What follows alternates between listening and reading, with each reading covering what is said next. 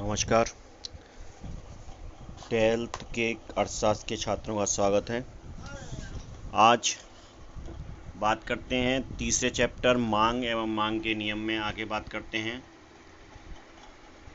व्यक्तिगत मांग वक्र, जिसको हम कहते हैं इंडिविजुअल डिमांड कर्व। व्यक्तिगत मांग तालिका के आधार पर जो है, हम देखते हैं कि व्यक्तिगत मांग वक्र वह वक्र है जो किसी वस्तु की विभिन्न कीमतों पर एक उपभोक्ता द्वारा वस्तु की मांगी गई मात्राओं के विभिन्न संयोगों को प्रकट करता है। यानी कि अगर वस्तु की कीमत बढ़ रही है या घट रही है तो ऐसी स्थिति में एक उपभोक्ता उस वस्तु की मांग बढ़ाएगा या घटाएगा, ये हम इस चित्र से समझ सकते हैं। इस पर देखिए, एक क्वांटिटी डिमांडेड बाय कंज्यूमर, यानी कंज्यूमर ने जो यूनिट जितनी क्वांटिटी मात्रा उपभोक्ता ने मांग की, और यहाँ दे रहा है यूनिट का प्राइस। जैसे ही एक वस्तु 1 रुपये था प्राइस, तो ऐसी स्थिति में वो 8 वस्तुएं खरीद रहा था। जैसे ही उसका प्राइस बढ़कर 2, जैसे कि यहाँ 2 वस्तु, अगर 2 रुपये का प्राइस था तो वो खरीद रहा था 8 वस्तुएं, यानी कि 8 वस्तुएं वो खरीद रहा था, 8 वस्तुओं की डिमांड कर रहा था जब वो 2 रुपये का उसका प्राइस था। ऐसे ही जब 4 रुपये उसका प्राइस हो गया तो वो निश्चित तौर पर उसकी डिमांड यानी कि मांग कम कर देगा, या 6 पर आ जाएगी। इस तरह से फिर जब उसका डिमांड 6, जब उसका मूल्य 6 रुपये हो जाएगा उस यूनिट का, उस वस्तु का, तो मांग और कम होगी और ये 4 पर आकर रुक जाएगी, 4 पर आ जाएगी। यानी कि वो उस वस्तु की केवल 4 ही मांग कर रहा होगा। इसका मतलब है उसके पास, जैसे मान लीजिए 2 पर वो कितनी पर खरीदा था, 16 रुपये। यानी कि उस वस्तु के लिए अगर उसके पास 16 ही रुपये हैं तो वो क्या करेगा, जब 2 वस्तु थी तब तो वो 8 खरीद ले रहा था, लेकिन जब 4 आएंगी तो 6 खरीदेगा। 6 मूल आ जाएगा तो और कम खरीदना 4 चालू कर देगा। 8 जब आ जाएगा मूल उसका तो और कम कर देगा, 3 वस्तु खरीदना चालू करेगा। और जब 10 वस्तु का मूल आ जाएगा तो वो निश्चित तौर पर एक ही उस वस्तु की यूनिट को खरीदने की मांग करेगा। यही यहाँ चित्र व्यक्तिगत मांग वक्र प्रदर्शित किया गया है। एक्स अक्ष पर उपभोक्ता एक द्वारा मांगी गई मात्रा तथा y अक्ष पर वस्तु की प्रति इकाई कीमत को प्रकट किया गया है। तालिका एक में प्रदर्शित जो व्यक्तिगत और मांग तालिका रेखा चित्र में परिवर्तित किया गया है। जब वस्तु की कीमत 10 रुपये प्रति इकाई है तब उपभोक्ता वस्तु केवल एक है। इसे हम इसको इस तरह से भी समझ सकते हैं, जब उस वस्तु की कीमत 10 रुपये थी तब उसका वो कितनी खरीदता था, 1 यूनिट खरीदता था, केवल 1 यूनिट की मांग करता था। जब कीमत गिरकर 8 रुपये प्रति इकाई होने पर उसने उसकी वस्तु की मांग की इकाई बढ़ाकर 3 कर दी, जो पहले 1 खरीद रहा था अब 3 मत कर दी। इसी तरह जब और नीचे मांग वक्र, इसी तरह से जब वस्तु की कीमत और कम हुई, 6 रुपये हुई, तो अब वो और उसने मांग बढ़ानी चालू कर दी, यानी कि अब वो 4 यूनिट खरीदने लग गया, 4 यूनिट की मांग करने लग गया। इसी तरह से जब उसकी और मांग का उसका और मूल कम हुआ, 4 रुपये रह गया, तब उसने और डिमांड चालू कर दी, यानी कि अब वो उस वस्तु की 6 वस्तु खरीदने के लिए मांग करने लगा। जब वस्तु का मूल्य 2 रुपये रह गया तब वो उस वस्तु की मांग को 8 वस्तुएं खरीदने के लिए मांग करने लगा। तो यही इसी हिसाब से कहते हैं मांग वक्र यानी कि डिमांड कर्व का ढाल दाएं से बाएं से दाएं नीचे की ओर होता है। यह दर्शाता है कि कीमत घटने पर मांग बढ़ती है, यानी जब कीमत घटेगी तो मांग बढ़ेगी, और कीमत अगर बढ़ेगी तो मांग घटेगी। इस प्रकार व्यक्तिगत मांग वक्र ऋणात्मक ढाल वाला यानी कि नेगेटिव स्लाइप जो होता है, यानी कि गिरता हुआ दाएं से नीचे की ओर, बाएं से नीचे की ओर गिरता हुआ ये ढाल होगा, और इसको कहेंगे हम इंडिविजुअल डिमांड कर्व, जिसको हम शॉर्ट में बोल सकते हैं DD, इंडिविजुअल डिमांड कर्व। इसमें क्या पता लगेगा, हमें पता लग रहा है कि जब कीमत घटेगी वस्तु की तो क्या हुआ, मांग बढ़ेगी। जैसे कीमत घटी, जैसे 10 से 8 पर आई तो क्या हुआ, डिमांड उसकी बढ़ गई। यहाँ पहले 10 रुपये पर उसकी कितनी डिमांड थी, 1, और जब 8 हुआ तो उसकी डिमांड कितनी हो गई, 3 हो गई। इसी तरह जब वस्तु की पहले कीमत 2 रुपये थी तो वो उसकी डिमांड कितना कर रहा था, 8, है ना। और यानी कि जब उसका मूल्य बढ़ता है तो उसकी डिमांड घटती है। तो पहले जब वस्तु का मूल्य 2 रुपये का था तो उसकी डिमांड 8 वस्तुओं की थी, और जब उसका मूल्य 4 रुपये हो गया तो उसकी डिमांड घट के रह गई 6। ये इसी को कहते हैं हम मांग वक्र। अब बात करते हैं बाजार मांग वक्र। बाजार मांग तालिका 2 रेखा चित्र के प्रतिनिधित्व करके बाजार मांग को प्राप्त किया जाता है। बाजार मांग वक्र वह वक्र है जो किसी वस्तु की विभिन्न कीमतों पर बाजार के सभी उपभोक्ताओं द्वारा मांगी गई मात्राओं के जोड़ को प्रकट करता है। बाजार मांग तालिका की भांति बाजार मांग तालिका की भांति बाजार और क्षैतिज योग हॉरिजॉन्टल सम्मिश्रण होता है। चित्र अब ये यानी कि बाजार मांग तालिका की भांति बाजार मांग चक्र वक्र व्यक्तिगत का क्षैतिज योग यानी कि हॉरिजॉन्टल सम्मिश्रण होता है। चित्र अब देखते हैं तीसरा वाला चित्र में देखते हैं। एक्स अक्ष पर दूध की मात्रा और वाई अक्ष पर दूध की कीमत प्रकट की गई है चित्र के। अब देखते हैं आगे किस तरह से बनाता है।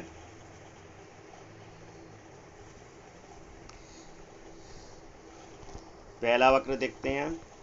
पहली वक्र क्या कहता है, ये तो दूध का प्राइस दे रखा है और ये दूध की क्वांटिटी दे रखी है। पहली स्थिति क्या आती है इसमें, पहली स्थिति में जैसे ही प्राइस 10 रुपये था तो उसका क्वांटिटी की मात्रा कितनी थी, यानी कि वो 6 लीटर क्वांटिटी 6 खरीदता था। उसकी दूध की मात्रा 12 रुपये हुई तो उसने 5 लीटर ही खरीदना चालू कर दिया, घट गया, यानी कि उसकी मांग घट गई। इसी तरह जब और कम हुई और उसके प्राइस बढ़े, 16 रुपये हुए उसके प्राइस, तो उसकी मांग उसने और घटा दी दूध की, क्या कर दिया, 4 की कर दी।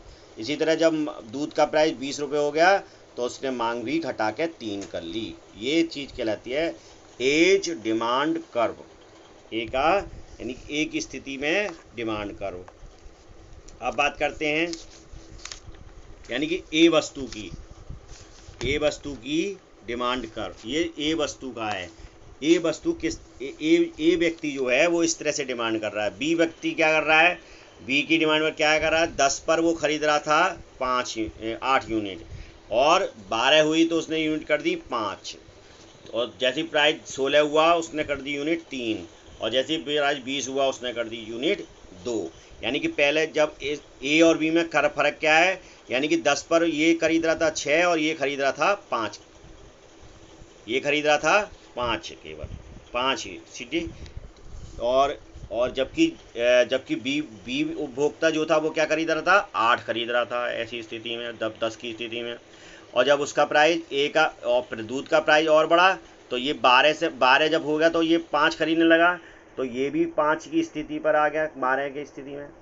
फिर इसके बाद सी तीसरी स्थिति में आया। 16 रुपये का जब प्राइस हुआ तो क्या हुआ, इसने क्या कर दिया, 4 यूनिट खरीदनी, इसने 3 यूनिट ही खरीदनी चालू कर दी। इसी प्रकार जो उसने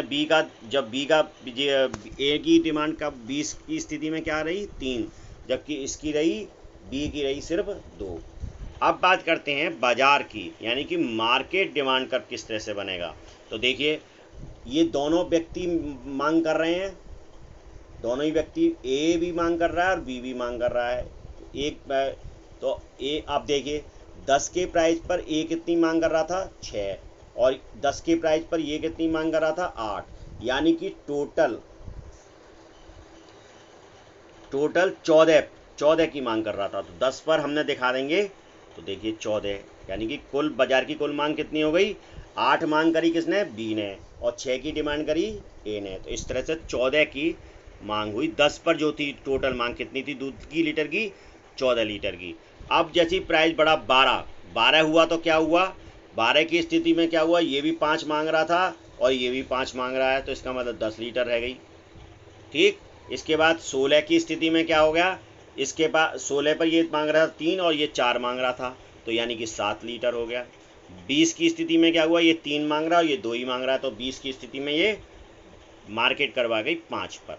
इस तरह से ये होता है। इस प्रकार व्यक्तिगत मांग वक्रों को विभिन्न बिंदुओं को जोड़ने से बाजार मांग वक्र प्राप्त होता है। चूंकि बाजार मांग वक्र व्यक्तिगत मांग का क्षैतिज जोड़ है, यानी कि सीधा जोड़ है, इसका ढलान स्लोप भी ऋणात्मक होता है, जो वस्तु की कीमत और मांग की मात्रा में विपरीत संबंध रखता है। यानी कि मार्केट डिमांड भी क्षैतिज क्या रखेगा, ढलान की ओर, नीचे ऋणात्मक की ओर होगा ये भी वक्र, और नीचे की तरफ गिरता हुआ। जैसे कि वस्तु उपभोक्ता का गिर रहा है, उसी तरह बाजार का भी गिरता होगा क्योंकि बाजार की मांग भी बढ़ती हुई कीमतों के साथ घट रही होगी और घटती हुई कीमतों के साथ बढ़ रही होगी। अगर ऐसी स्थिति अगर यूँ देखते हैं कि जब जब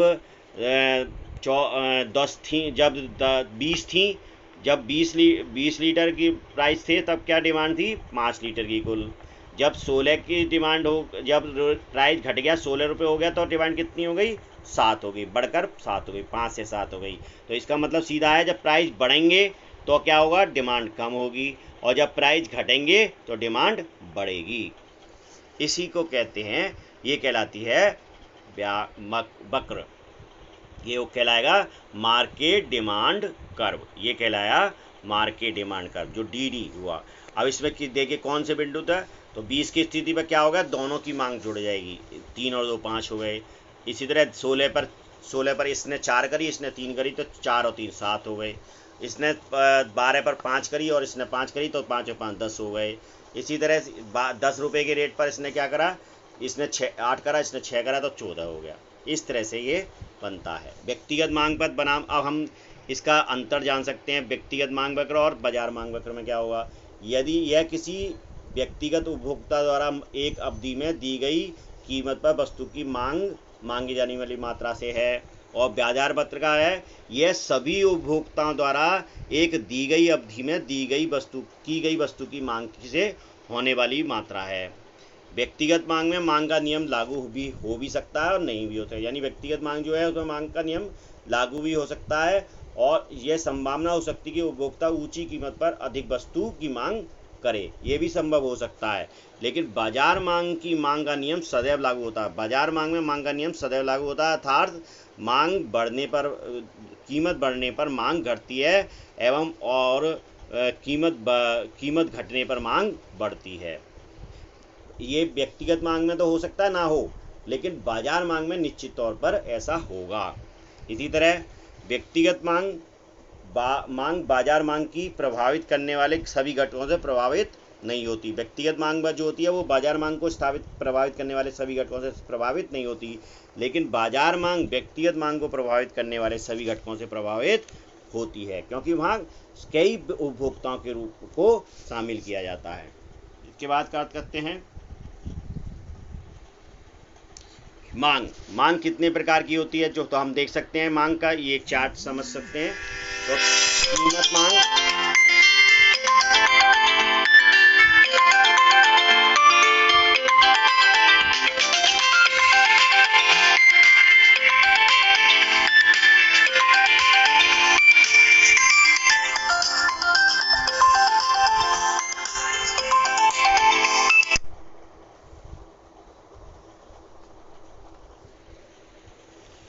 कीमत मांग, आय मांग, तिरछी मांग, मौके के मांग के अन्य प्रकार।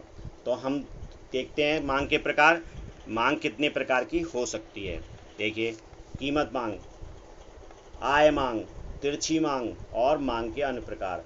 कीमत मांग, अन्य आय मांग, इनकम डिमांड 2 प्रकार की हो सकती है, श्रेष्ठ या सामान्य वस्तु के लिए अलग होगी, घटिया या निम्न वस्तु के लिए अलग होगी।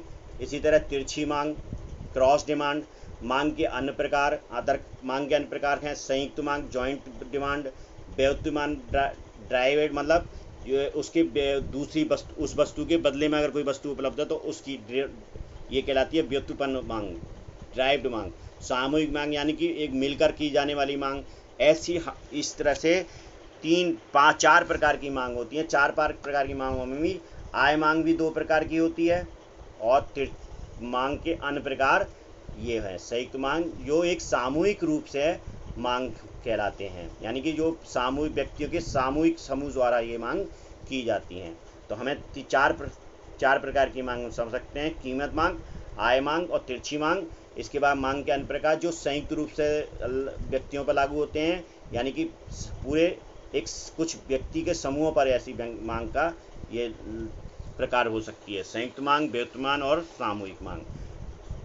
आय मांग दो प्रकार की हो सकती है, श्रेष्ठ या सामान्य वस्तु की, घटिया या निम्न वस्तु के लिए मांग अलग होगी, श्रेष्ठ या सामान्य वस्तु के लिए मांग अलग होगी। अब कीमत मांग के बारे में जब समझते हैं। कीमत मांग से अभिप्राय वस्तु की उन वस्तु मात्राओं से जो एक निश्चित समय अवधि में निश्चित कीमतों पर उपभोक्ता द्वारा मांगी जाती है।